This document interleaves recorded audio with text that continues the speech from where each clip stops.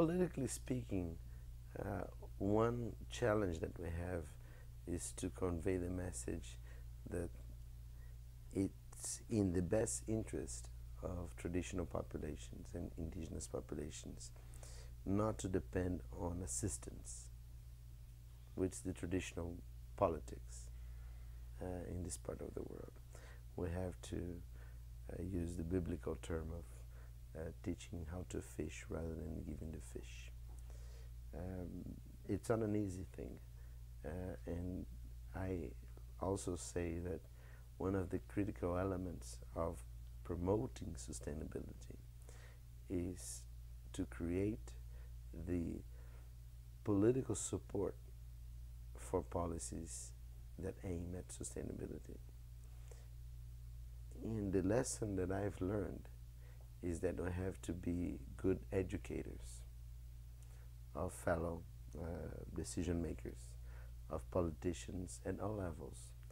We have to educate people from the top at the ministerial level, governmental level, legislative,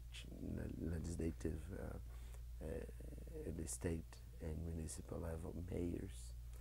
And I see myself in many ways more as an educator than anything else.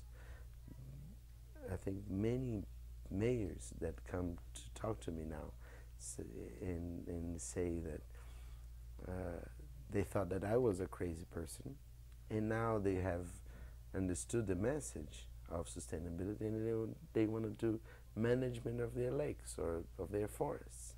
So it's educating people that there are different ways of developing, because the paradigm of development in Brazil is a paradigm associated with cutting the forest.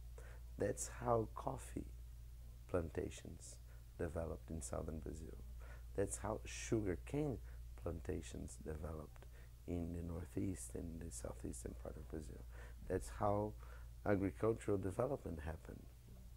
The paradigm was based on the assumption that forests were bad, and the development had to first get rid of the forest, then decide what to plant.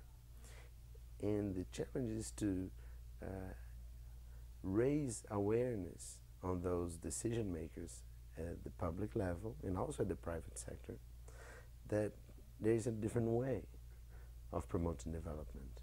That yes, you can generate employment, income, different segments of the economy on the basis of a standing forest. And we have done a lot of campaigns with messages such as the forest is more valuable standing than cut, so that people would think, well, maybe yes.